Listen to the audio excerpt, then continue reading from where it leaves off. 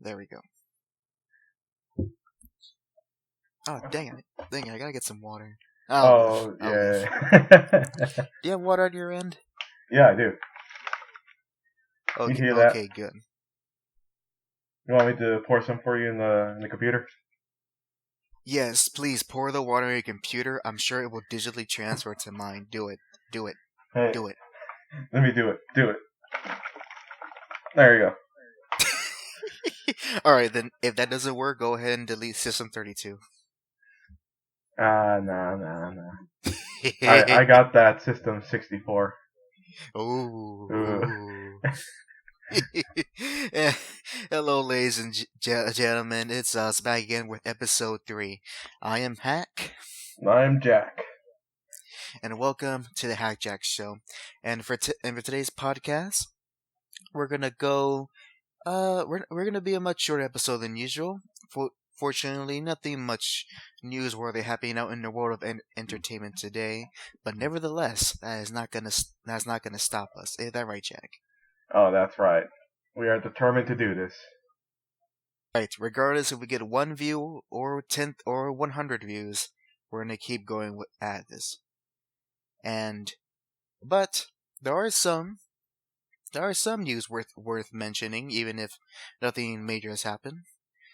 And for today, we have news that the creator of the Akira film, not the Akira creator himself, but the creator of the film, he's going to have a new anime film entitled Orbital Era.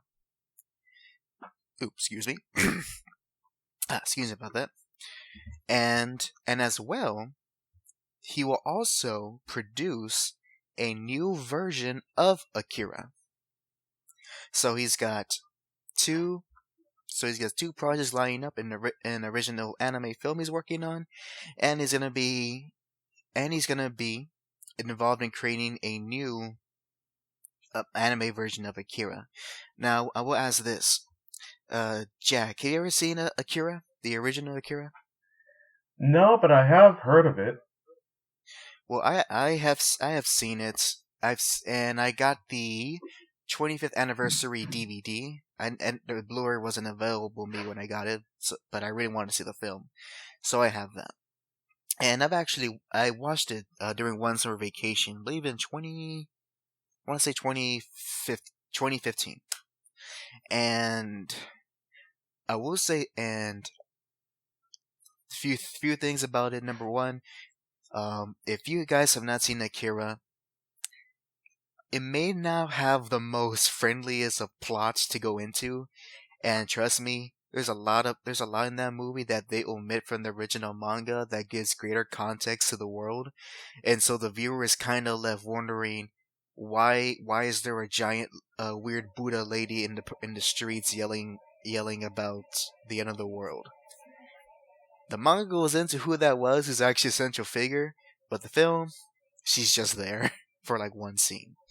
So there is a lot of that lost in adaptation in regards to the movie, but the movie does make up for it for having really beautiful and well done animation. So on that alone, I would recommend seeing Akira, and to tie back to the news with the creator of the film, Otomo Katsuhiro, going to direct a new film. Of course, I will be awaiting that movie when it is available for me to see over here in the West. And as well, I would like to see what they do with this new Akira. Maybe they'll be more faithful to the original manga. I mean, and all I can say, and I doubt it's gonna be as bad as a Hollywood adaptation of that movie, which. Okay, Jack. I know you're not seeing the movie, but are you aware of, like, the little meme with the Tetsuo in Canada? You know the what? Are you aware of, like, the meme from the movie? I would not say meme, but the joke of kind of a joke people like to make about the movie or reference to is where how the two main characters always scream their names at each other. No. Oh wait. Yeah. Yeah. The Tetsuo Yeah. Genera. Yeah. So yeah, so imagine that. So imagine like that. Those because as funny as they are out of context, they're like those were done in pretty like important scenes. But I'm trying to imagine that type of thing within a Hollywood movie. And I can just imagine. I think there was in like some leaked script of what would have been in an American Akira, where they just changed the names to like these generic, English names. Think something like Tom or Jack or something. Definitely not Tetsuro or Canada. Nonetheless, I'll be excited for Orbital Era when it comes out. And lastly, the last news I want to report in is actually quite interesting.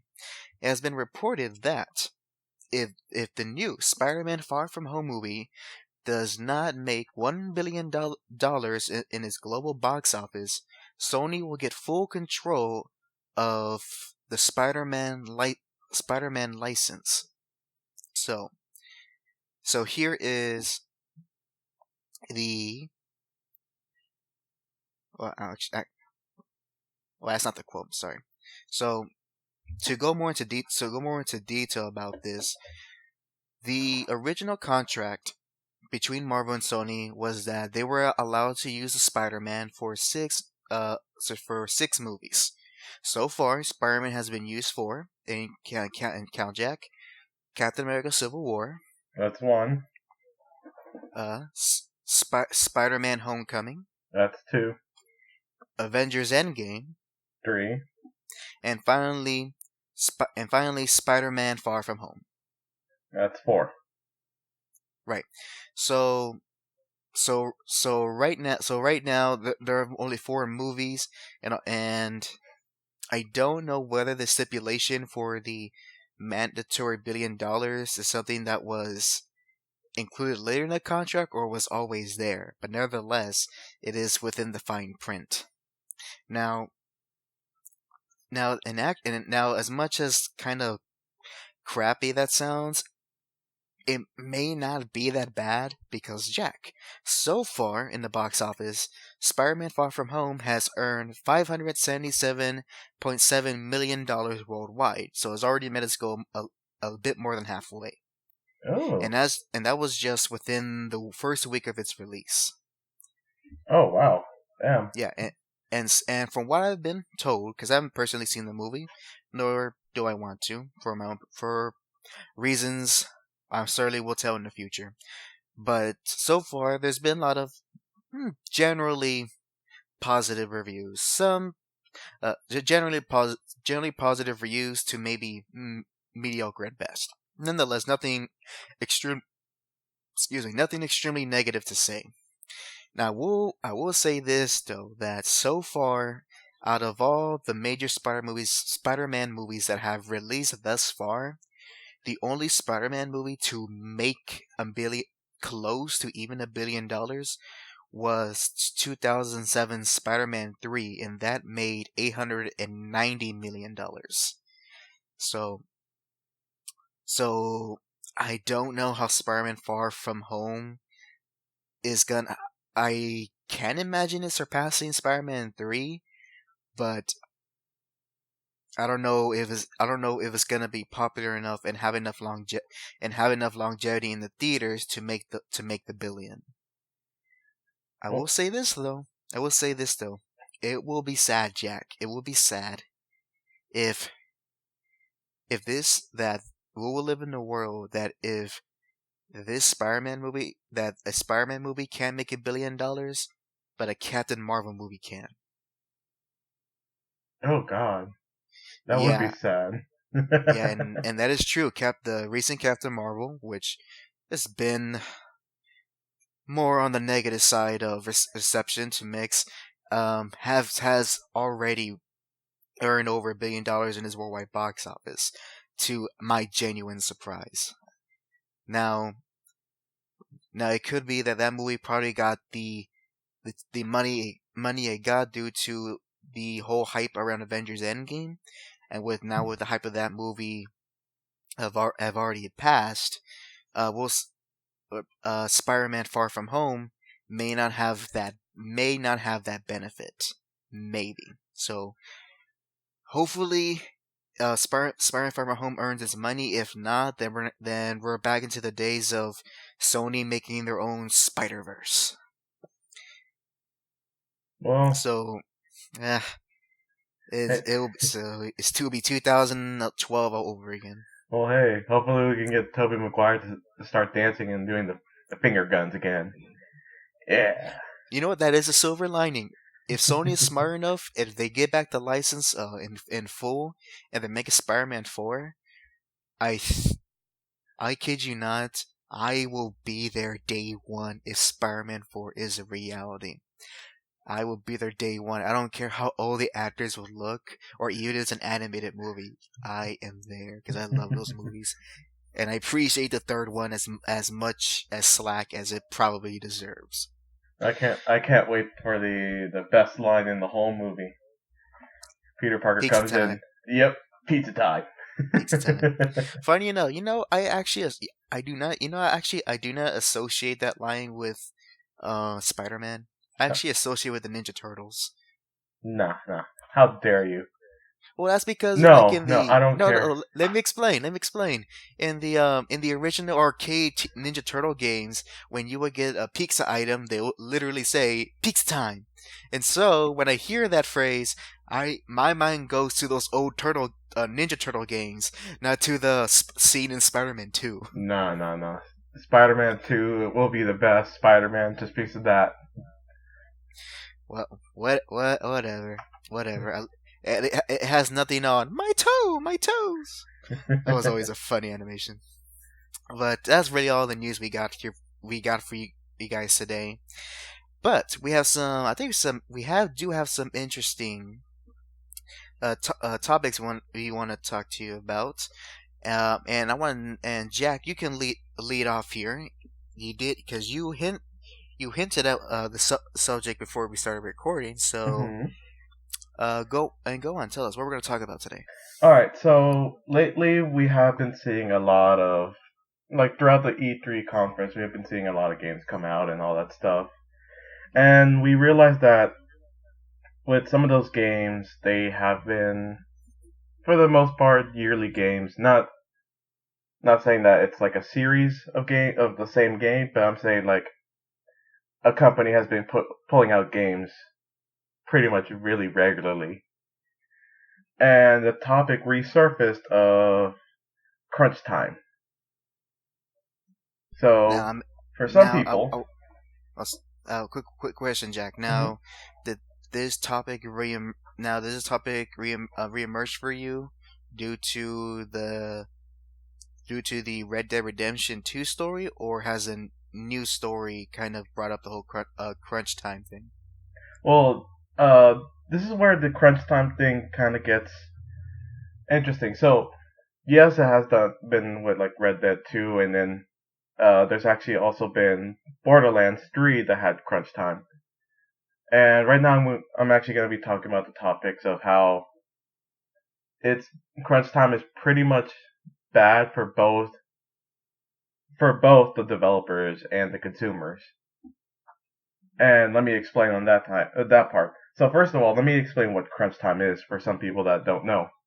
Crunch time is pretty much a span of time within the game's development period where they just will work without any sort of rest. Like, they don't even go home most of the times during crunch time. To be more specific, folks, this is usually near the end of a game's development time, and this is pretty much where the game developers will polish and fix out any sort of kinks that is left before they pretty much ship the game. A lot of the times it could be just cosmetic finishes, or it could be major bugs within games that they just couldn't address during their previous development time. So that's where that's the more accurate not accurate, more detailed definition of crunch time. But continue on, Jack. How dare you say my own explanation is not accurate? That's why I changed it to more detail, because yours is actually accurate. But anyways, continue. Alright, so let's not listen to the hack over here. Oh, shut up. But, so here's what I'm going to be going with from the start of this whole conversation. So, in this news article I have right now, it says that, quoting, crunch time has been one of the biggest topics in video game industry news over the last year, with reports of massive studio layoffs.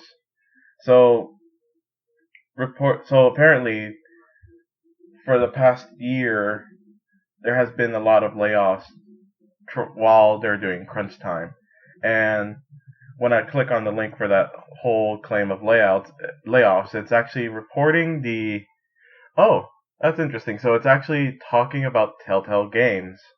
And we already know what's been happening to Telltale Games. For those of you that haven't known, they no longer exist. Pretty much, they don't exist anymore. I guess that Guardians of the Galaxy Telltale's game didn't work out for them. And if you think about it, like, when has there been no new Telltale's games when they were actually around? There was constantly a new Telltale Games every single time. Whether it be another episode of The Walking Dead, Tales from the Borderlands, The Wolf Among Us. What else am I missing? The Batman one. I forgot what it's called. As I mentioned, they also did one on Game of Thrones. On Guardians of the Galaxy, and they did they made a Game of Thrones game. Less popular one. They did The Wolf Among Us, and there was also a Minecraft one. That was funny. Oh, that's right, the Minecraft one. I love the failed compilations in that game. Imagine having a heart-wrenching moment for Minecraft. Especially this one scene I loved where this guy, he's watching the reaction of, he's like reacting to this heartbreaking part where I guess the main characters, they lose their lovely pig pet. And I forgot about that. The pig pet is like slowly dying. It's there on the floor and it dies. But when it dies, it just goes into a puff of smoke. And in that puff of smoke, you see a pork chop. Oh. You know what? Kudos for the developers for keeping in line with how Minecraft works and not changing that just for dramatic purposes. So I actually give them credit on that. That's pretty funny. Anyways, the reason why so with Telltale Games, as I said before, they've been making a lot of games very, very consistently throughout the years. Pretty much, I bet you this, that as soon as they finish one game, there's already another team in the process of, like, making the other game that they have planned. And this is where a lot of this crunch time has been affecting them, to the point where there's literally there's no Telltale Games anymore.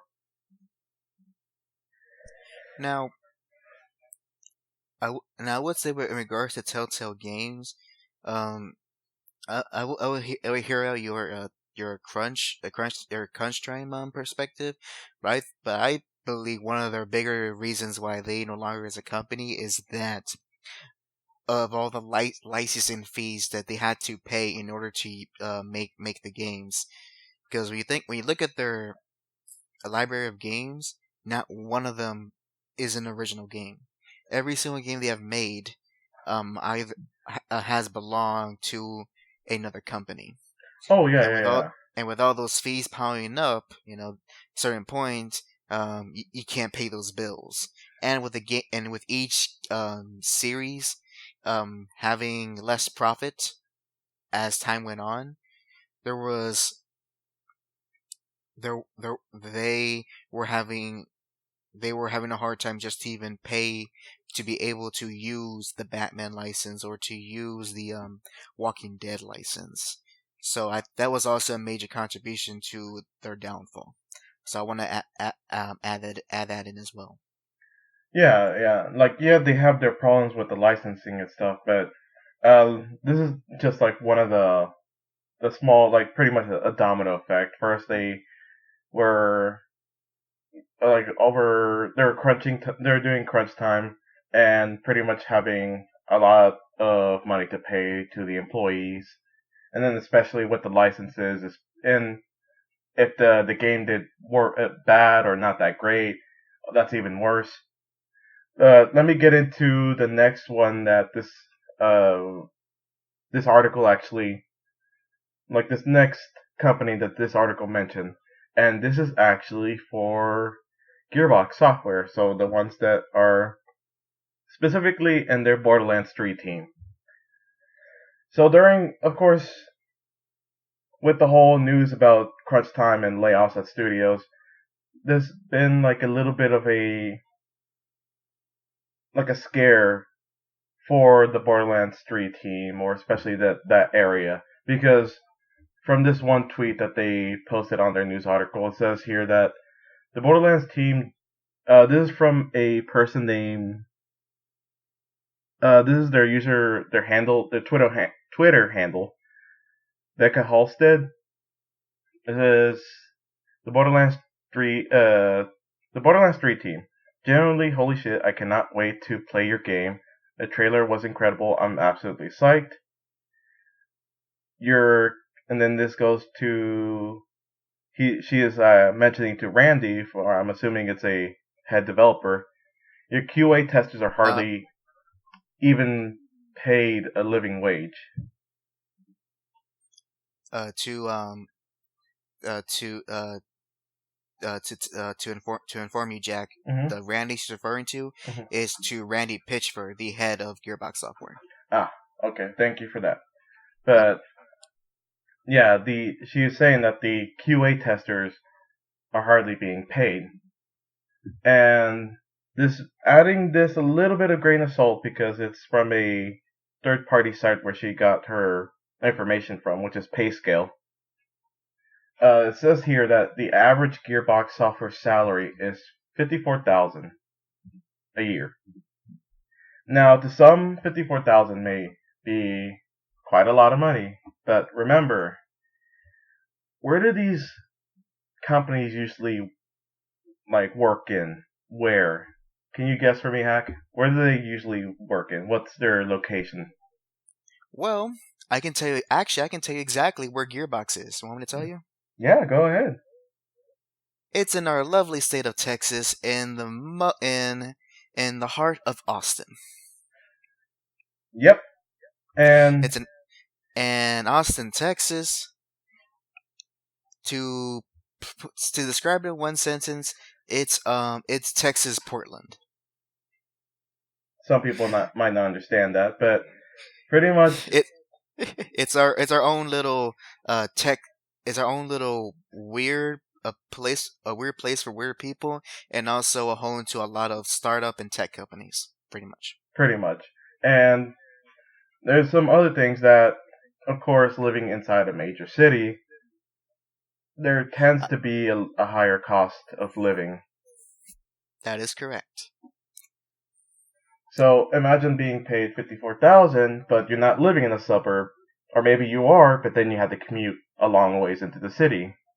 If you're not living in the suburbs and living in the city, imagine having to pay an apartment for I think maybe let's go around with $1,800 a month. That's a lot of money. Yeah, so I guess just to put a more perspective of what Jack is saying, living in the city is a very high cost. No matter and that goes for no matter where you are, in terms of your of how much you earn from your job. Anyone can tell you that living in the city is always a money management, whether you're making 4 figures a year or 6 figures a year.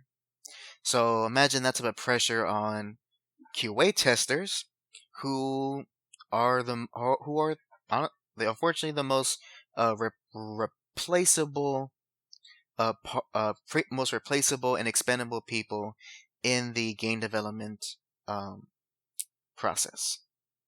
Yep, and that is a big scare because some of these have really doubled down, and maybe they're not even living in an apartment or a house. They're just probably living in their car. The most likely scenario is that many of these people are living with roommates. So that's how they were able to live in these big cities. They roommate a lot. So uh, uh, uh, or or they have a second avenue for money.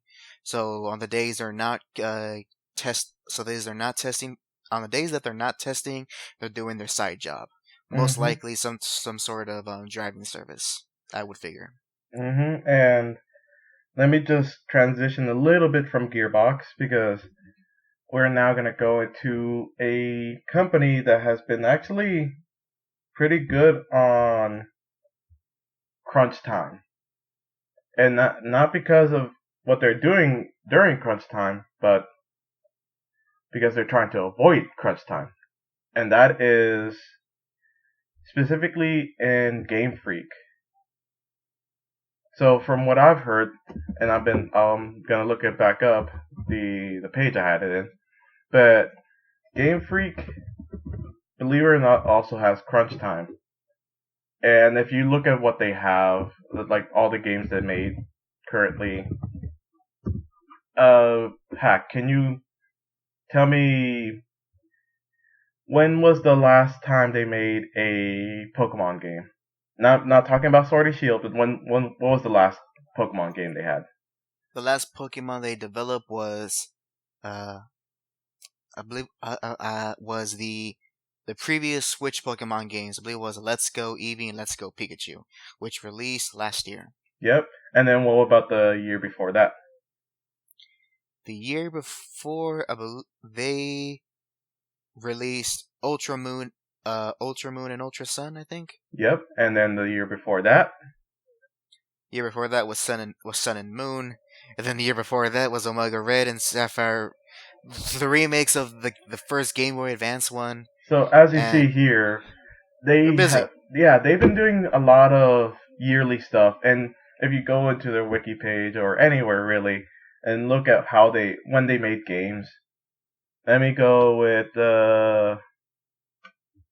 Pokemon Red and Blue, 1996. Pokemon Yellow, 1998. Pokemon Crystal, 2000s. Ruby and Sapphire, 2002. So you're kind of seeing that they actually had breaks in between of the games. Sure, they made some other games throughout the whole thing. They didn't just sit there idly by, but they weren't constantly making Pokemon games. And the reason why I'm talking about crunch time right now with Game Freak is because there has been this whole controversy. My friend has been annoying me about the whole national dex, how it doesn't have all the Pokemon. Have you heard about that Wait, hack? oh yeah, I actually saw that trending on Twitter one day, and I was like, this is a thing, I guess. I guess people are upset that not every single Pokemon is in the new Pokemon game. Like, ah, yes, I guess I'm not gonna have my Dunsparce. Oh man, oh well. Yeah, it's because as every Pokemon fan knows, every single Pokemon is worth equal value. Mm-hmm. Yeah, I totally see that one guy in the back building a Dunsparce team, and then the other one building a Maractus team over there. And of course you gotta have great Pokemon like Lillitongue, the ice Rookie cream tongue. one, Oh, and the garbage one. Rubbish? Was that called Rubbish? yep. There's Rubbish Great. and Garbodor. Yeah, great, solid Pokemons, worthy of being in every game. So, so when I saw that, I was like, what? Was like, whatever. I dismissed it because it was. I think because to me it was just fanboys complaining. So I didn't look more deep into that. Yeah, but like, so this is actually some new news for me in the sense of like, of course, I always heard about the National Dex thing. That was since E3. I didn't think about it much either until this whole crunch time thing surfaced back up, and pretty much the reason why Game Freak didn't release every single uh, every single Pokemon in the game was due to avoiding crunch time in the sense of like overworking their their employees. Which, being a Japanese company, is actually quite surprising. Oh, that too, yeah, yeah, that is very true. Just to put a But little salt on Japanese businesses, but keep going, Jack. Keep going. but that's kind of like a thing where I agree with that because especially in Japan, have you seen the suicide rates in Japan? The only I have the only other country that matches Japan's suicide rates is South Korea. Really, South Korea? Huh? Yep. And I mean, I don't I don't have to draw in the kind of the similarities between those two nations. I really don't. They kind of speak for themselves. I guess South Korea really wants to. Oh, it's because of the idols. It's the idols, isn't it? Yes, yes. BTS is the reason why many Japanese men are killing No, no, themselves. no. I'm thinking that like I mean, Korean men. I mean, Korean men. I'm thinking J- that like pr- the idols are working too hard, pretty much as slaves, and some of them really just don't want to work in that company anymore, but they have to because of contract. So they're like, "Oh no, what if I slip over this bridge?" Oh no, that's. I feel like there's an anime about that somewhere. I'm sure there is, but to relate to your point, yeah. There, there actually is there is a big crisis when it comes to work-related suicides, especially in Japan and South Korea. Although I have heard, and I can't find, unfortunately, can't think of a news article or some kind of report that comes to mind to me. But so take this what I'm saying with a grain of salt. But remember, last time hearing is that a lot of Japanese companies, in realizing this trend, have actually been trying to uh, give more give more time for their employees throughout the year, which actually to me is not that far fetched, considering that we are talking about a nation in which the Japanese government has to give PSAs to persuade people to make babies. Oh yeah, and especially I just noticed this too from a meme actually, and it's from those how would you say risque anime. Yeah, the risque anime, not the ones where you're gonna be, not the ones that you will walk in and then rent out, but the ones that are covered behind a curtain. The quote unquote anime. So the reason why I'm going with that is because apparently, have you noticed that a lot of those quote unquote anime have a lot of like bodily fluids going in and out? Apparently, the meme says that they do this because it's kind of like slowly trying to put it in the minds of the Japanese people to just like actually do that. And I'm here thinking uh, uh, that's not too far fetched, but that's like I don't know. I think there's some logic to that. The okay. government is trying to All right, let's control. not go. Let's not go into this rabbit hole now. Let's go back to The what you're talking government is trying to control us. Oh, sure, and sure, and the sky is blue. More news at 11. But going back to the, going back to the to, God, I can't think of the word crunch time. Going back to the crunch time. God, dang it, Jack. Going back to the crunch time. So I actually have my own thoughts about that matter. Go ahead, Um, Hack. so so okay, so you already stated that it's a very unfair an unfair position, kind of period and position for a lot of low level employees within game development. I will say this is something that's not exclusive to game development. This is something that involves in all tech industry. So this is not just a game thing. Um, and I've actually watched several videos regarding this matter, especially when Red Dead, the whole Red Dead 2 controversy regarding that, especially regarding that, and looking at both sides, looking at this, um, and looking at this whole crunch thing in full. What it comes for me, I think for us, obviously everyone is that obviously the companies need to have better time management, which is, I mean, yeah, but that goes along for any business. I That's a given for any success. I should know for any successful business. I'm sorry, for any successful business, that is a given that you need to have a proper time management in order for the product to be available to to the consumers and to maximize profit for whatever um, quarter of the year that quarter or year that it is. well, I yes, that is true, but I think it's mostly also falls into the publisher side where they need to realize that they shouldn't really work people like slaves. That I'm not denying that. I'm not denying that. Um, I will also say this though. I will also say this that the people who are in these QA positions,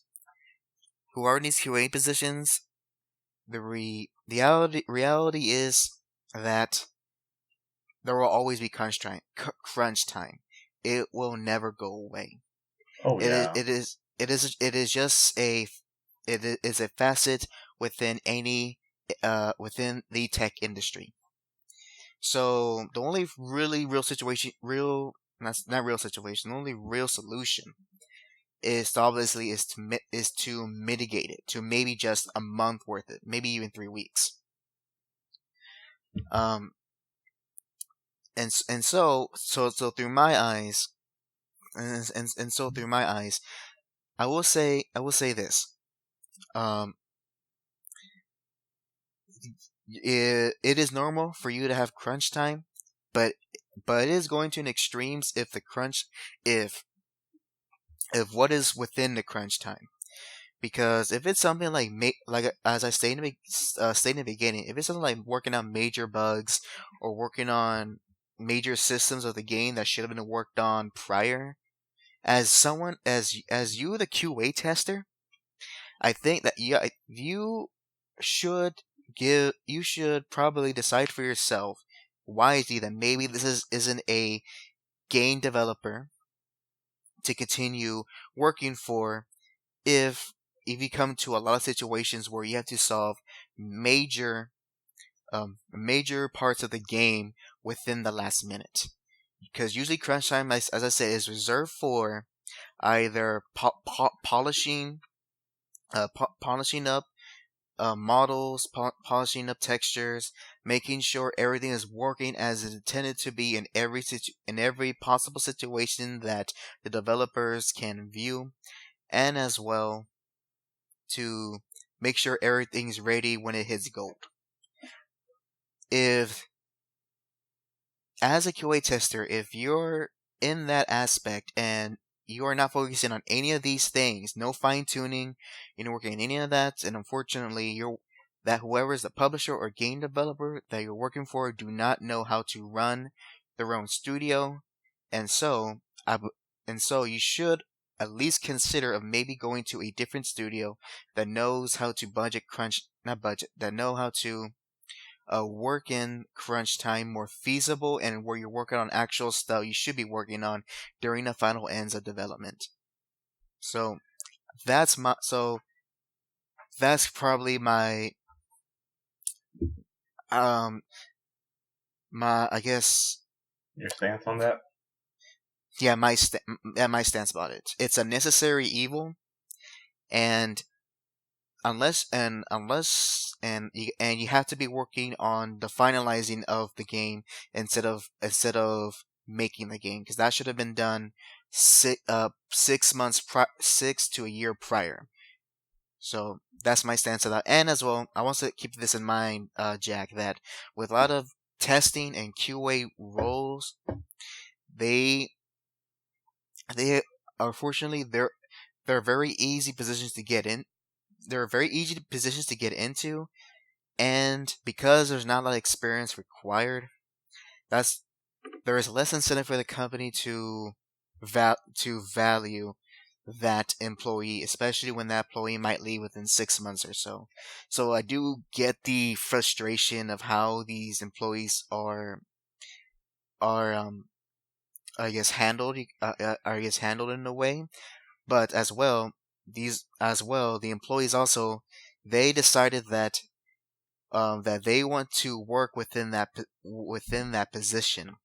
And I will say this: if that employee is not willing to work on essentially the final hours of game development, imagine how ima- imagine how their work ethic when they're working on a game from beginning to end. Because we're only talking True. about crunch time. Crunch time only accounts for the near the end cycle. You know, if a it says a lot about if the employee can handle the crunch time from from from its start to when the game's shipped. If they can handle that, then they can definitely handle a full game cycle. If they cannot handle that, and they cannot work with those conditions, then the game industry and above and going more, the tech industry is not for them. That is something that is not for them, and game development should probably either be something they should reconsider or just keep as a hobby. That's from my eyes, that's the realities of this whole crunch time thing.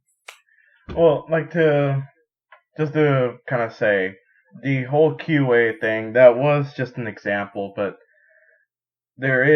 I'm not just talking about the QA testers, I'm also talking about mostly everyone that's involved in there.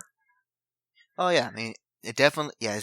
I will say that it is not just the QA testers feeling the crunch time. It's everybody within the studio or the development company. Everyone's feeling crunch time. And from So like the article I was reading, it was also saying how that some of these people just they don't even get benefits, and they're getting paid like 10, 11, $12 an hour. yeah, to be So and to and and to be fair, you want to say those benefits are the people who are going to be at your company for more than a year. well, like A lot even of these, then, like I'm just saying that most of the people during crunch time don't have benefits at all, even after crunch time. hmm, That's why a lot of that- people were either getting laid off or it's just like a big mess. I'm I, I'm not going to disagree with that. It is a big mess, and it all to me it all stems from the fact that a lot of games are getting too big. That and Are also they're just getting pumped out so quickly. yeah, so that's probably one of the main two concerns is that a lot of the companies have to release a game every year, and because of the increased demand of development, a lot of these projects get bigger. So, and I think ultimately that's going to cause a big implosion within the gaming industry, and it's going to come to the point that eventually that type of strategy can no longer be can no longer be stable and attainable, and then who knows might have to, after that. Maybe a lot of big AAA publishers may have to really downsize or just stop making games altogether. You hear that? EA is gonna stop making games. Yes. I wouldn't know how to feel about that when that happens. It's gonna be weird because then actually I know what, because then we still got Activision to worry about. So Activision's gone too. I mean, they always constantly make a new Call of Duty every year. That is true. That is true. But I mean, those are all my thoughts on crunch time. Do you have any more on the matter, Jack? No, Jack. I mean, hack. But I'm just gonna transition to something a little bit more along the lines of both of our interests. So okay, recently, like just today, I was actually watching a video, and it kind of made me smile because it was kind of like a little time capsule for me. And this was a video of a guy. His name his YouTube name is Jim Crofts, and he just made this video today, and it's called 10 Years Later. Are Street Fighter 4's combos trials still tough? Or still crazy difficult? And when I was looking throughout the whole video, Jesus Christ, judging Street Fighter 4 from 5, the combo system is so different. Plus, 4, you can easily tell 4 has you have to be very, very precise on your button inputs. Have you ever played 4? Like, more yes, than I have. Let me. Let's see. I have played 2 versions of 4, the most optimal and the least optimal. That being, I've played Ultra Street Fighter 4, and I have played Super Street Fighter 4 3D Edition. Yeah, I forgot you did it on the DS a lot. Yeah, that's where I get my training from. I got it on the go. Suck it, Street Fighter pros. I did my training everywhere. Nonetheless, I didn't, which still led me to lose a lot. But nonetheless, yeah. I remember recalling just doing trials in SF4, and there's actually this one specific one that haunts me. This is on Ryu's trial, and it's on paper. It is simple. All you have to do is do 3 crouching medium punches in a row, and that is the hardest thing to connect. 3 medium punches. I can go just do 2, and as I'm doing this, I try so hard to find the timing to work in whatever the frame is on that. I can never get it right. By that time, I would have just started just going really, really quickly on the button, just like mashing it out of pure frustration. But the thing is, after you do the big combo, then you gotta go into Hadouken. Oh, I've seen this one from the video, and I never really played Ryu or his trials. I was always Ken guy during Street Fighter 4. Ken's trials were a bit easier for me just because Ken himself is just like really quick, and throughout the whole thing, the inputs are just really easy for me to do. But I saw this one trial that the guy did, and I kid you not. So, imagine this. It's Ryu's trial. You have to do a standard medium punch, focus, cancel, medium punch, focus, cancel, medium punch, and then I think it was a Shoryuken from there. Okay, first of all, that's not even something you can even do in a fight without like taking a huge risk. That trial is there just to oh god. Oh no. Freaking oh no. But that's the thing about maybe the trials in SF4 is that after a while, you have to start doing things that are not viable within an actual fight. After a while, especially once when you get to Ultra, you have just like you literally just have yourself a book, and that's one trial. You just need to keep going down the book, see how many more lines you need to do. Oh, this next trial is like 20 lines of combos. Okay. And I'm trying to remember, recall something that, what was it? Oh, I had it in my mind. Don't blank out. Don't blank out. I blanked out. Dang it. What was it I was thinking about? Oh, The well, continue on. I'll well, probably like come back to me. one of my favorite things, especially in Street Fighter 4, was cheesing a lot. Especially when I say cheesing, I pretty much mean being cheap, just to be a troll. And my favorite thing to do was if someone pissed me off, I would just go and switch to Dan, the joke character. Yep, Yeah, I heard that this many one character, times. the one that accidentally put his gi inside the laundry with red color and now it's pink. Yep. So pretty much, ladies and gentlemen, he's the butt of the Street Fighter series, pretty much. So what I do is, if I get that one light Shoryuken in there, it's already over because for some weird reason, the input for his Shoryuken, for his light Shoryuken, is very, very quick. And it also gets people once when they're getting up. If you're not I think what are they called, shonen characters, or like Ryu, Ken, and Shoto. Shoto characters. If you're not like them, it's gonna be hard to get out of it because at least with those characters, you have to wake up Shoryuken, which is basically you get on the ground, you're on the ground, and as soon as you get up, you do your freaking aerial punch. Yeah, and with that Hibiki, his light punch his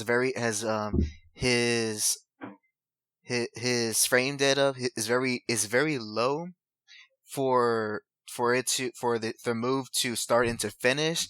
It is viable to keep just spamming that move even when the opponent is getting up. The only way to really counter it, and I'm going off my memory here, I believe it's just to do an EX move. And even then, even there with someone like JAC behind the controls, he's gonna see that a mile away, block it, and then just continuing doing the shurikens. I remember the day when I did that to you. God. Same thing when I got that perfect with with Ibuki. You were so pissed. I know. I guess I hate Ibuki's voice, and I don't like playing as her. All you Worst ninja ever. I like Guy better. all you heard was the every time because of the neck snap. Oh god. Oh god. But Dang. but no, it was just like a little trip down memory lane because I had friends on Xbox 360 where we just go on to the Street Fighter 4 and we start playing around. I do have this one friend who I could say his gamer tag just because it doesn't exist anymore. It was his gamer tag was Deer Slayer, I think 98 or 99. And just from the name itself, he is definitely a hick. You can tell from his voice that he's a hick. Pretty much he sounds like this. Am I getting it right? Yep, but just imagine that as a 11-year-old. Yeah, that's right. I'm a Deer Hunter 99. And I'm telling you, I'm the best. I'm the best in Street Fighter 4. You can quote me on that. No, I'm so good, I don't play anymore. Actually, I don't need to. he when we were playing back then, he knew nothing about Street Fighter. Literally nothing. So guess what he picked? If I had to guess, Zangief? T-Hawk. Oh God! Really? Oh God! Guess what movie? I think I know where you're going with this. Is this the guy who kept doing the Condor move? That and also Tomahawk, Tomahawk, Tomahawk. Oh god. God, folks, I'll explain this. Of all the characters in Street Fighter history, T-Hawk, I sincerely believe is the most is the most the cheapest of them all. Even if done by AI, for some reason within Street Fighter 2 and Street Fighter 4, I find him to be a harder opponent than the actual final bosses of those games. Oh no, but like I remember one time the boss for Street Fighter 4, which is his name is Seth. He's a bald guy, silver color skin, probably dipped He himself pre- in mercury. his little gimmick is that's everyone's moves. So continue on. He basically he on the hardest difficulties, he is so cheap because he does things that no human can do. Like every move he does is perfectly framed, meaning that let's say you do a let's say you do a Hadouken, a fireball. You do your fireball, somehow once even though your fireball came out, it passes through him because he already grabbed you.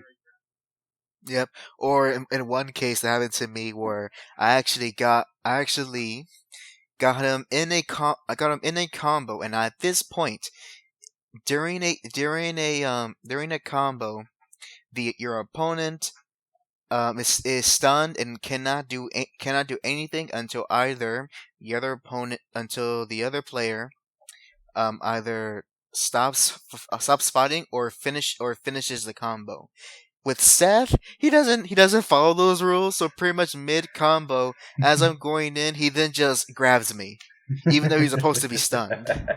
And like, I remember this one time that really made me rage because it was already the second round, and for a Street Fighter, the second round for any final boss is always the most difficult because Yep, for some reason they're just like because that's when they're finally like I'm finally at my full power. You're like, oh god. they're just like, oh, that last round that was just a warm up. Let's go, let's come on. Yeah, let's do this for real. He took off the gloves with that. That's where they take off the gloves.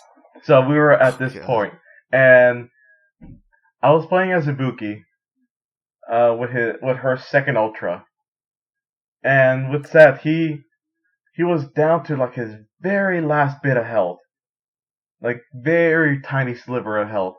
So I went with the safest route and I made him block, and I was gonna try to cheese him by like doing chip damage with my ultra. So with Ibuki's second ultra, she pretty much combos you. She does like this little combo, tries to kick you in the air, and then like throws a bunch of knives at you, and that's how the combo ends. So this is what happened. I made him block. I forced him to block. He has barely any health left. I use my ultra. I'm doing the ultra does its own combo thing, and as soon as she does the little kicks, she has to do a little pause and then do another set of kicks. Apparently, in that small pause, it was enough for Seth to EX grab me and KO me. He grabbed you out of an ultra. He EX grabbed me out of my ultra, and then I died. That is some King of Fighters shenanigans. So you know what I did from there? What'd you do? A month later, or actually, yeah, a month later, I was online. I was playing against an Ibuki that had the same ultra, and we were going at it. We were just really fighting each other. I think it was a friend back then that I was fighting against, and he did the combo. I was blocking in the middle of it. He does the combo, and that's in the same part where he does that little pause. I was having flashbacks of Seth, so I said, "Why not?" I grabbed, and it actually connected.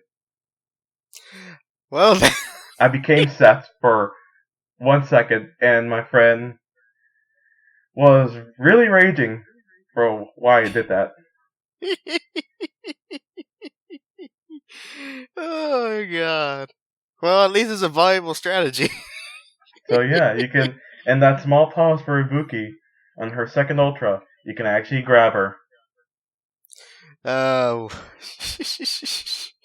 Oh god. God. Wow. Wow.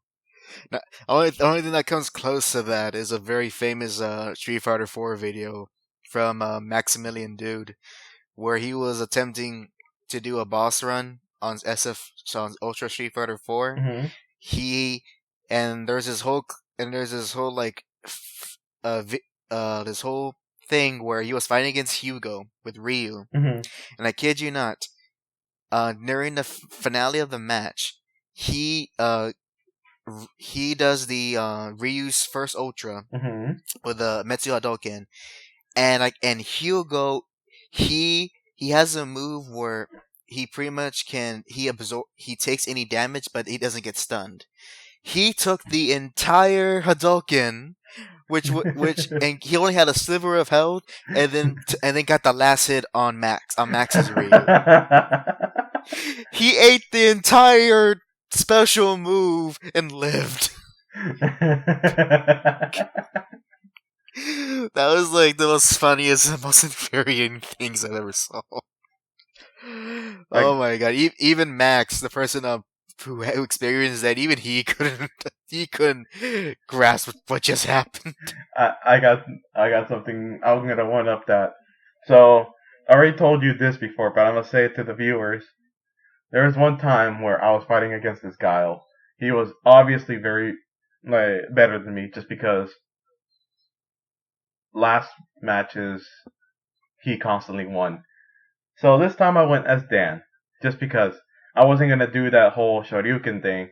I just really felt like playing Dan, because it's like one of those characters to a point where I either do it to I either play him because I'm pissed off at you for doing something cheap, or I do it because I'm like, let's just have fun. So I'm fighting against this Guile, and when any Guile main, they are very good on their defense, because that defense is their best offense. And we were going at it on the third round. So he was about to win. No, it was the second round, sorry. He was about to win. He had a good amount of health left, and I was down to I think 25%. The Guile comes at me, and me being a noob in that game, I jumped a lot. So, Oh no! yeah, Oh no! I jumped a lot, and this time the good thing was he didn't have his first ultra, which is the flash kicks, the giant spinning kicks that he does. He had his second one where he does a giant sonic boom, which he calls it the sonic hurricane. So I jumped towards him to do I think it was to do a light kick, and I see him in the middle, and he does his sonic hurricane. At that point, I thought I was doomed. So, what did I do? I tried to spam my ultra to see if maybe that will work. So I tried spamming my ultra, and I kid you not, as soon as Dan landed in the cyclone, my ultra went off. So you just see the animation of Dan, quote unquote, powering up, and all you see underneath him is pretty much the equivalent of a saw blade cutting him in half. That he just doesn't care, and he runs at Guile and pummels him, and at that point the guy survived, but he just does not know what happened, and I see his character just standing there. His character's just standing there. And I'm like, okay, I'm gonna finish it off. I finish it off. And we just kind of throughout the whole, after that, I'm just kind of thinking to myself, how did I do that? And I think he was pissed off because after what I just pulled, he was not being like a passive aggressive anymore. He was just being really aggressive in the next round and gave me the pummeling of a lifetime.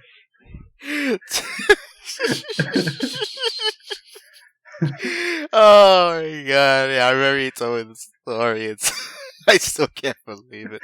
I only wish it was recorded in some manner, just so I had it I can recorded. witness it. I had it recorded, but the thing is, the problem was that it was only recorded in the Street Fighter 4 library, the save replays.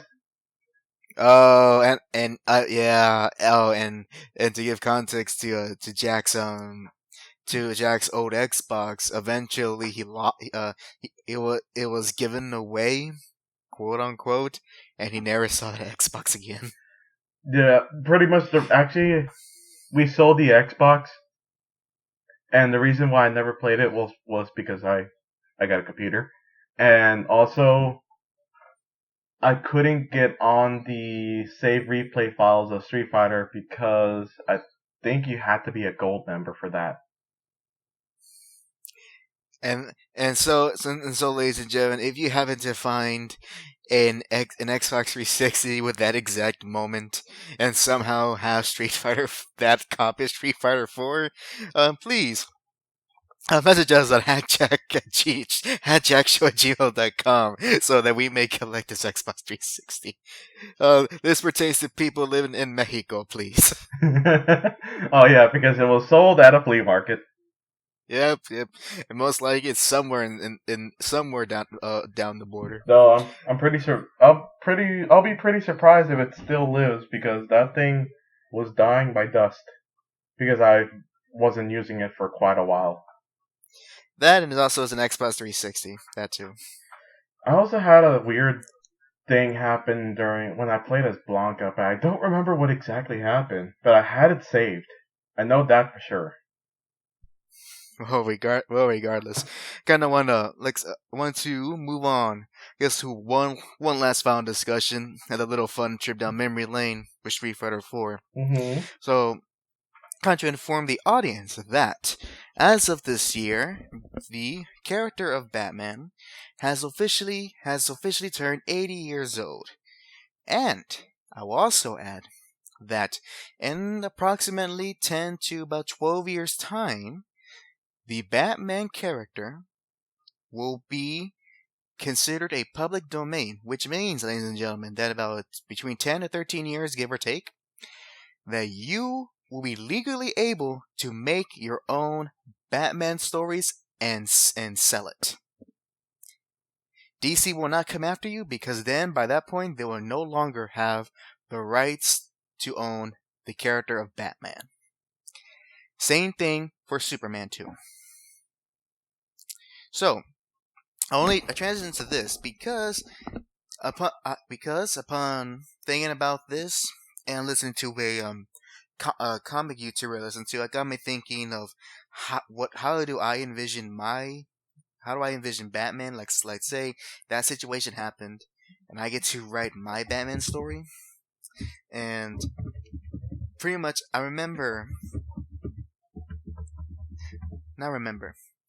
pretty much I got to me thinking of like what will be HAC's interpretation of the Dark Knight, and I do recall that many months ago that on a Facebook group I was in, I shared kind of the opinion I had on one of the important aspects of Batman. So Jack, I'm gonna read it right here, the post word for word, and let me know how you feel about this. So here we go. Mm-hmm. It says here, controversial opinion here.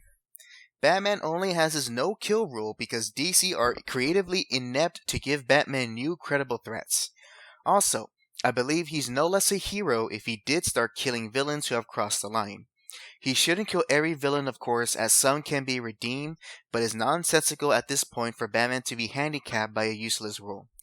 I'm aware of the many stories that have this as a central theme or plot, such as Under the Red Hood and Nightfall being the most well known. But I disagree that Batman would just lose all sense of morality and justice by taking down one life to save thousands. If that is the case, then Bruce Wayne really is just using his crime fighting as therapy. In any case, and then and from there in any case I'll stop there because then I'm just talking to the people who I'm posting to. So that's my thoughts on the rule. Now within the comment section themselves, I kind of go dive into kind of going thinking more about my point. For example, someone let's see, such as I think what was this? Was it this one? Okay, here we go. So one comment that someone meant to me when they strongly disagree was that by my logic, then Batman will also be guilty under the rule of law. And I retort that, and I quote, I mean, he already is guilty of vigilantism, using his company for said vigilantism, destruction of public and private properties, and because of his relationship with Commissioner Gordon, has an entire police force willing to turn a blind eye to his actions, for the most part. I can go on and on, but my main point is that he's already living outside the law, and the death of a crime lord, Joker, or Ra's al Ghul, or villains of the same caliber have already let go of their humanities. There is no saving them. It would be wrong if he tries to kill common thieves, lower level foes, or people who just have unfortunate circumstances. I think you have a much more interesting stories if he had levels of criminality that he sees that can be redeemed or punished. And let's see. And to continue on, so and then same person again commented that saying that's kind of a slippery slope argument. Again, I retort, it won't be a slippery slope, especially since slippery slurp. It won't be a slippery slope, especially since characters and stories like I had stated do exist. Context for this, I was talking about vigilante characters prior to Batman, such as Zorro or the Shadow. Let's see. With like I stated, character stories like I stated do exist without the hero falling to some kind of authoritative being. Look at all the characters that inspired Batman and even Batman's early stories. Is Zorro less of a hero because he kills? How about the Shadow or the Phantom? The Lone Ranger? Heck, what about Red Hood? These are popular examples of heroes who are willing to kill without it being some kind of weird guilt or immoral. The point of a vigilante type of character is that they take justice in their own hands when the law has clearly failed or has been corrupted.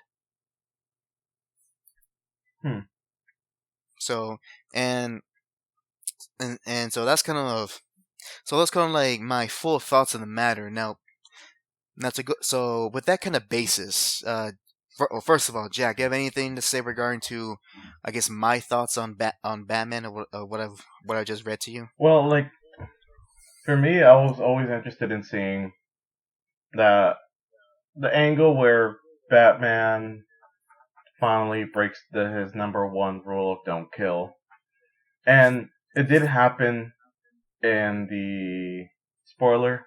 Maybe not, probably not, most likely not. In the Killing Joke, where he finally kills the Joker. Actually, to correct that, the ending is ambiguous. We do not know if he actually did kill him or not. Oh wait, no, wait. There was another one. I'm sorry. I'm mixing that one up. It was for God. Which one was it? It was. I saw it during the animated movie of it. God dang. Court of Owls? Let me just, since you already know most of these, Batman was running into like this, one of those like on the rail love tunnels. Oh, you're talking about the Dark Knight Returns. That one. Oh, are you talking about the one, his fight with the Joker? Yep. No, the Joker killed himself. Batman didn't kill him. Yeah, he did crack his own neck, but still. Yeah, yeah. So and Joker did that so that Batman can then be can be seen can be so that it'll be more incentive for the police of Gotham and by extension the U.S. government to see Batman as a national threat. Yeah. Any case, But in any case, I so still would be interested in seeing Batman at least well, break his the, rule once. the thing is, he never had that role till like I want to say maybe the 70s, 60s maybe. In the early days, he he was he in the early days he would have been described as um he would have been described as Sherlock Holmes in a Dracula cape, meaning that he was always the detective type of character, Mm. but because of his the way he dressed and the whole bat persona, Hmm. he was meant to be something that was terrifying and something that looks like it would kill you. Hmm. And in the early days of the comics, Batman did kill I guess they in the added comic. that in because of the what were the laws? Those laws called again? Oh, the Comics Code Authority. Yeah. Yeah, that was something that's instigated in the '60s. But even after that went away, they still kept the rule of Batman of not killing people. Now, as to going to discussion of how I would like to envision Batman, pretty much all the things I stated before, I stated prior, it still retains. But pretty much, I would like to depower Batman to what he is currently. A Me, man in a suit. I mean that's what he is. He's just a man in a suit. That's what Iron Man is, a man in a suit. Yeah, but and is he still alive? That's what I thought. Spoilers. Oh, sorry, spoilers for Endgame. Oh my god. Seriously, if you haven't seen Endgame by now, you deserve to be spoiled. Yeah. In any case, going back to Batman. So I wanted to go back to pretty much go back to the basis of who was as a character. He's meant to be the he's meant to be the dark vigilante who who works outside the law. He is he is like I said, Sherlock Holmes in a Dracula cape. And one thing I actually kind of miss from what modern comics and even modern films have missed about Batman is his costume. If up to me, Jack, I would make Batman as creepy or as scary as humanly possible. I mean, think about it. Think about it. Name of all the designs of Batman that you have seen that come close as to being something that looks horrifying or terrifying, or at least so eerily creepy. The one to me would be more intimidating rather than anything else was the 2007, I think it was like 2005 or 7, Justice League Batman. I know he was in his character design was in his own show, but that's the only one I remember. That's right. I actually don't like that one. I think the ears are a bit too long How for dare that you? design. I A know bit, from one of bit. our friends, from one of both of our friends, he said something along the lines of this: that the longer Batman's ears are, the more Uh, ridiculous the things happen, or like the more oh yeah. ridiculous he is. Oh yeah, I know who your friend you're referring to. I think that was a silly thing. I think he was joking, but nonetheless, but going by that Justice League probably Unlimited design because that's I think I was referring to. Um, it's fine in a superhero fair, but it doesn't really scream. It doesn't really scream Dark Knight, at least to me, or something that's supposed to be some sort of giant bat creature. And so in my case, so in my perspective, not only want bring Batman back to basics, Hmm. but have his costume actually show that when criminals see him in silhouette or maybe even under the moonlight or under city lights, they can only see the image of the bat and maybe something that's eerie. They don't just see like freaking military armor on them and all this tactical gear, which I honestly do dislike from modern incarnations of Batman. They've gone away so much for the kind of theatrics and the whole kind of almost vampire-esque designs of old Batman, just so they could be more realistic, like superheroes need realism. So that it makes sense why a Batman would wear all this tactical armor. Hey. If Gotham itself, for some reason, everyone has like 50 guns on them in their person, I think Batman should have some Kevlar on him. He can put it underneath it. I mean, to No, get the no. best, But don't, the best of both worlds. But would have don't you to want be- the bat nipples? I was actually gonna say that the best of both worlds, where you can have something that looks intimidating and as well practical, will have to be the Batman suit from Batman 1989, that movie, where it looks great visually, like he has the bat aesthetic going on, and the actual material, it's some sort of hardened armor. So that's I guess that's where I'm willing to meet in the middle in that regard. Mhm. But like, then again, it's superhero stuff. It's not realistic. It's not supposed to be realistic. Have fun with it. So I would love Batman to just look like this. Exactly. Have fun with it. Which, if Yeah. I want to have Batman fight every single big baddie, every single big bad villain, and beat them all with one hand, I can do that. You're just describing the Arkham games. Yes. It'd be everyone with one, Yeah. one hand. That's all the face buttons, all you need just for the combat. In any case, pretty much. But and as well, and as well, going back to basics, and then someone mentioned this to me, and I never. I heard this, and I never know why I never figured that out. But get rid of the Batmobile. That is such an obvious, like, the flaw right there. If you're supposed to be hiding out and not being discovered, having a car that is so outlandish and has your symbol, it's gonna make you stand out. Hey. He painted it black, and the motor runs quietly. Yeah, and he didn't kill all those people in Arkham Knight. No, they were just shocked. Hey, they shouldn't have touched the car.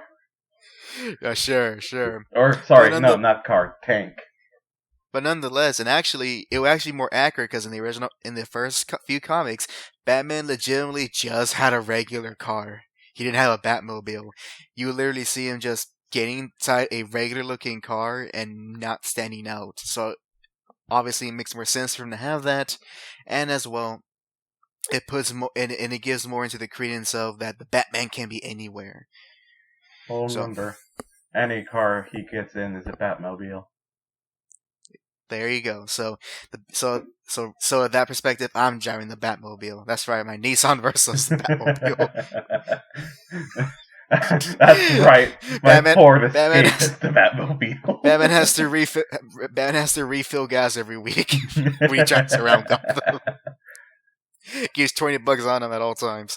Because another thing I'll like add in about my interpretation of Batman is that what was oh yeah, I will make him obviously like having like that Sherlock Holmes intelligence, always deducing and all that. But I'm not gonna. I wouldn't make him an outright genius. Consider this: Mhm. how smart really is Batman? If all his gadgets pretty much relate to grapple gun, smoke pellets, and batarangs and whatnots, and the occasional I need an occasional MacGuffin for whatever the story is, like maybe some kind of sonar gun. Well, remember, he apparently has a lot of PhDs. Yeah, I mean, I'm not. I can suspend belief of that he's learned everything, but he can't be the master of everything. And also within the DC world, consider this: you have the Atom, who can shrink to any size. Why wouldn't Batman have that type of tech in the first place? Imagine being able to. Because it's not Batman. I know, but think about it. If Batman was such this genius, he would have copied the Atom's shrinking technology and used it for himself. Yes, let me just. Yes, since now he can since finally go and like take a ride on Bane. Go right in his ear and they go. There we go. pretty much, and so and also when you have and also guys, this is a little writing advice that when you create limitations and flaws within characters, you can that is a better way for you to make more interesting stories. And Batman is a perfect example of that. Much as much as I'm saying how much I'm criticizing now, that's not to say that the past incarnations of him from the past 30 or 20 years, there has not been great stories of where it highlights his own flaws and limitations as the Cape Crusader. I just not feel. It's kind of apparent to me that with the ever since the New 52 and onwards, especially Scott Snyder's work, so ever since the Court of Owls story till now, Jake, I call you Jake there, not Jake. You're not cool enough to be Jake, Oh but dang. you're no American dragon. You're not even a Mexican Chihuahua. But I was saying that ever since that first story, the whole the whole thing about Batman just being someone who can fight, who if with enough planning he can defeat Darkseid, which is like the DC's devil basically. It's basically what he is. If given enough time, he can beat Superman without a problem. Which don't get me started on that, and so on and so on and so forth. Like hyperizing his abilities. And I will write in to get back to that where he is, and if I were writing him, I would like to go back to how he was in the beginning, where he was just a guy in a costume going out and being a vigilante, and who knows, maybe I'll bring back. I would like to put it in the 1920s, maybe the 1930s, since that'll be kind of a cool era to put Batman in. Well, And imagine like Batman fighting Al Capone. oh, I got this. I got an idea. So, What? this is an actual serious idea, by the way. All right, go ahead. So, I remember this and the Arkham Knight. Yeah, in the Arkham Knight game. And I really wanted this to be more in depth, but sadly it wasn't. Have a full like comic, maybe a part like 3-part series maybe, where Batman is trying to figure out who is impersonating him, but not as the Batman, but as Bruce Wayne. Because remember, have you ever gone to that part in Arkham Knight? No, but that's actually like a storyline within the comics. It's called a Hush. So here's So okay, I see where you're going with this. so pretty much this was what happened in the Arkham Knight game. Hmm. There was throughout the time you're playing in Arkham Knight, of course you eventually unlock some side missions, and this one side mission I got into was where I think there's people's bodies like put very haphazardly in the area, and you have to find them. And when you do find them, you notice some parts of them missing, like skin, to be a fact. Oh, okay, I know what story you're referring to. Then okay, I know, but keep going, keep going. Basically, you keep looking, you keep finding these bodies everywhere. Of course, you have technology that apparently Batman can supercode, where he gets all the pieces where these people's bodies were, what was taken from them, and somehow they all. No, you got to a point where you asked one person what happened here, and then they said that Bruce Wayne did this. And you ask Alfred, he's like, okay, so obviously I'm here and I'm not going to be doing that. So who's out there wearing my face? Yeah, okay, yeah. I think that's just all right there because I know a story you're going to, and it's actually a pretty cool one. It's a pretty good a loose adaptation of the Hush storyline, which is based the Jake. Jake, I keep calling you Jake. Why am I calling you Jake? Jack. God dang it, Jack. Okay. Jack. I'm now Jake. Yes. Jack. As I was saying before, keep messing up your name. The storyline that I referred to earlier, Hush. That's what it is. That the mission is a very loose adaptation of. I have like I kind of have the story in my bookshelf. Keywords kind of hard to explain. Mm-hmm.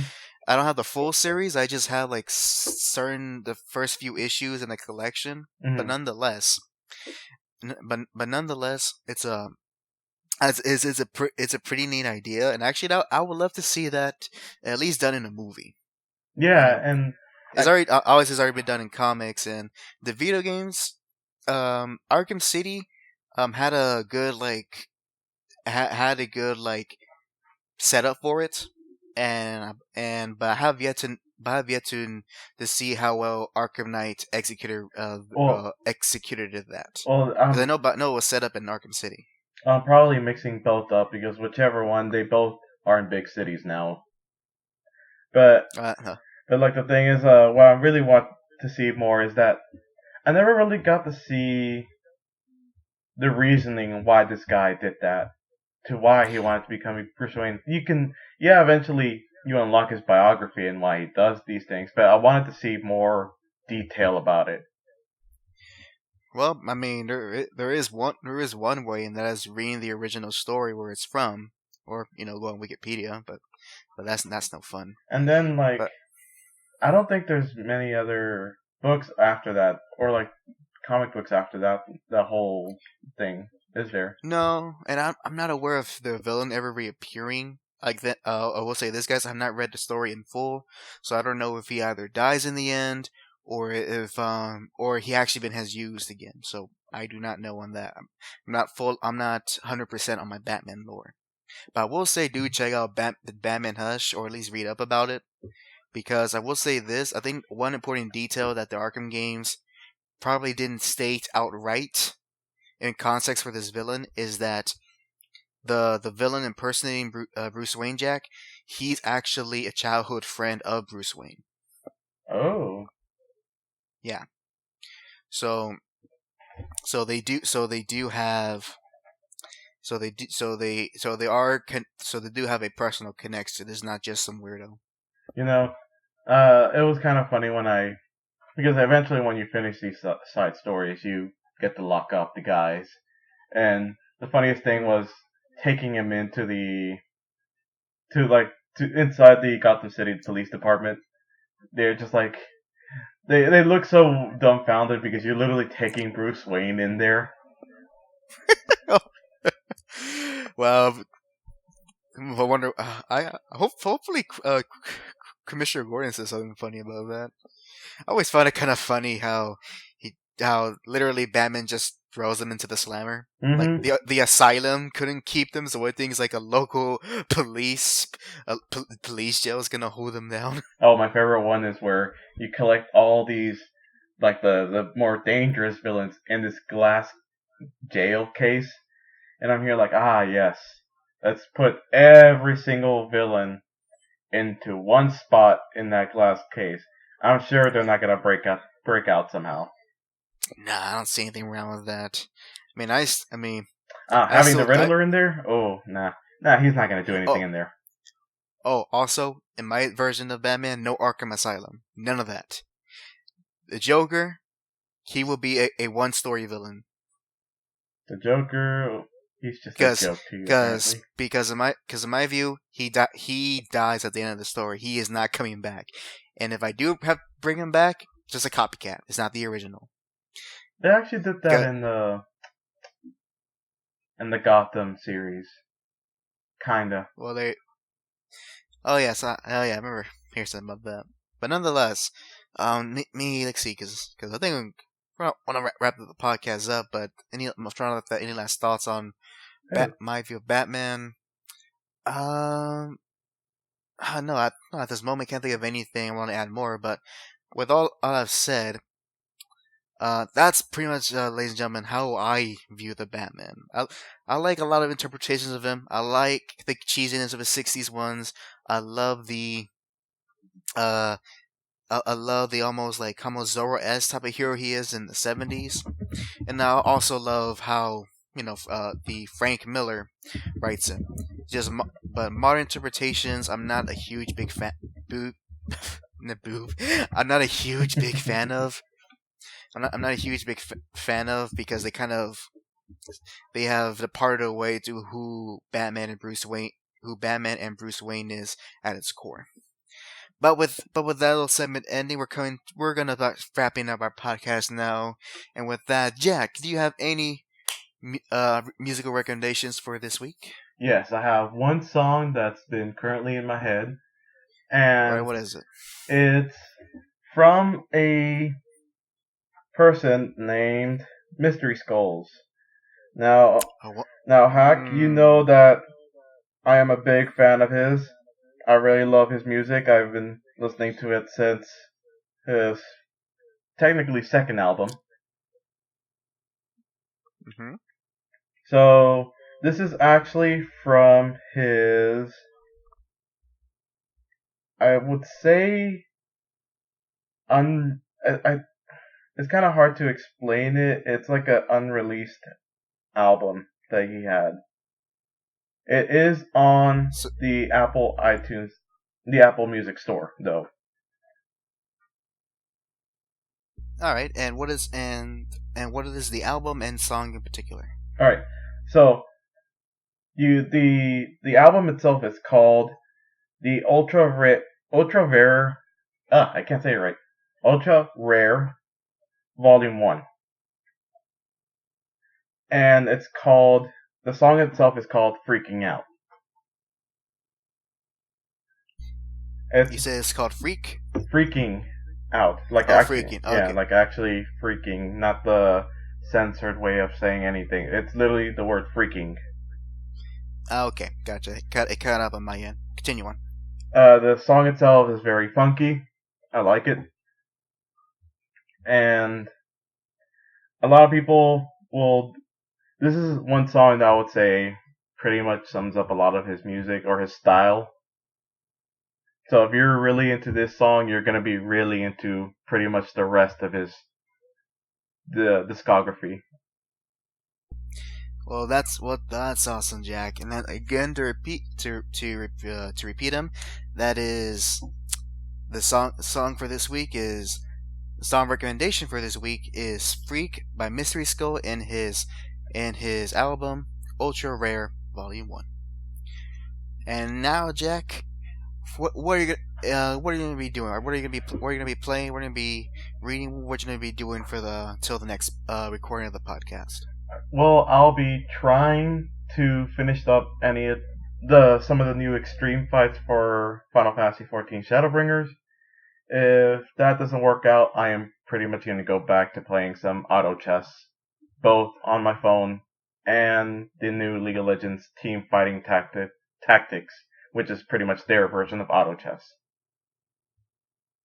Awesome, awesome. And on my end, ladies and gentlemen, I actually have still yet to read the Sandman comic, as I've stated last podcast. But this week, I actually am going to read it. I did not mention this, but I read an Aquaman comic these past few days. It was really fun, but that's not. So that's pretty much why I haven't read Sandman yet, because of Aquaman. Nonetheless, I will actually be reading and hopefully finishing the first volume of the Sandman comic. I will also, and as far as anything else, I'm still chugging along Fist of the North Star and The Legend of Zelda Breath of the Wild. So, and as well, what was it? Oh no, wait.